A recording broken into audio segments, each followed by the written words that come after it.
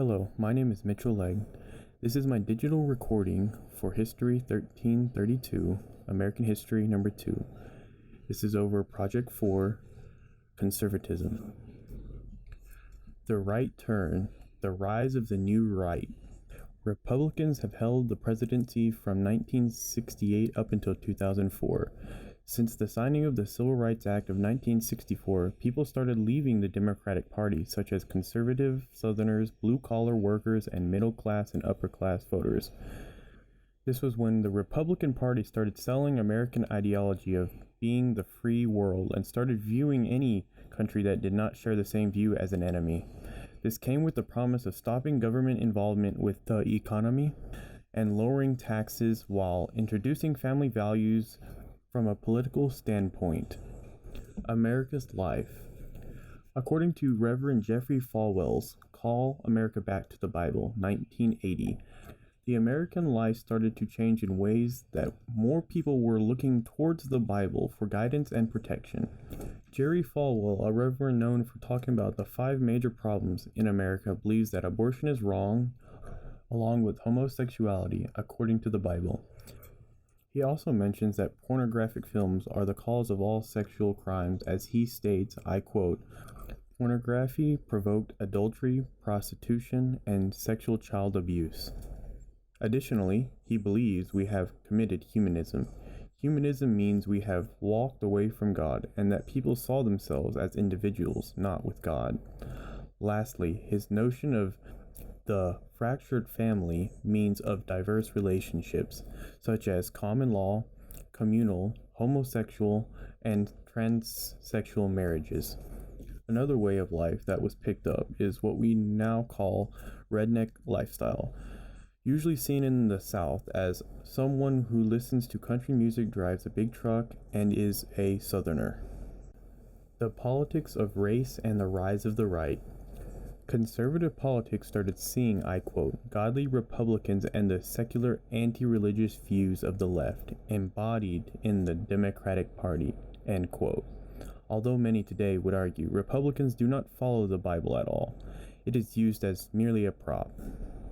By bringing religion into politics, it has created a divide between the Democratic and the Republican Party, much like good versus evil, which leads to one party always believing the other is malevolent or immoral due to their policies or views. Social movements. Conservatism has led to the beginning of a lot of social movements. The civil rights, the Vietnam, the Chicano, feminism, the LGBTQ, and more.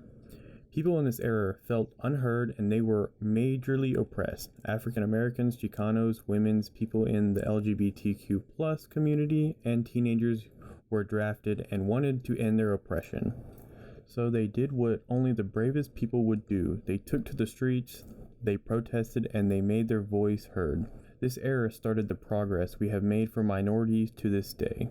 Although we are not done, conservatism leads the people to say, quote, "We have had enough." The rise of the new right and the economy.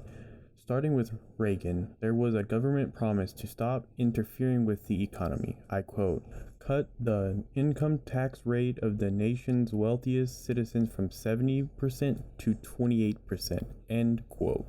However, at the same time, the U.S. was fighting the Cold War, causing the nation's budget deflation to increase quickly.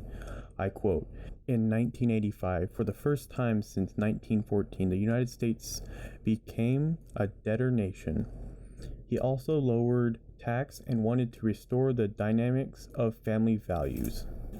Barack Obama and Trump.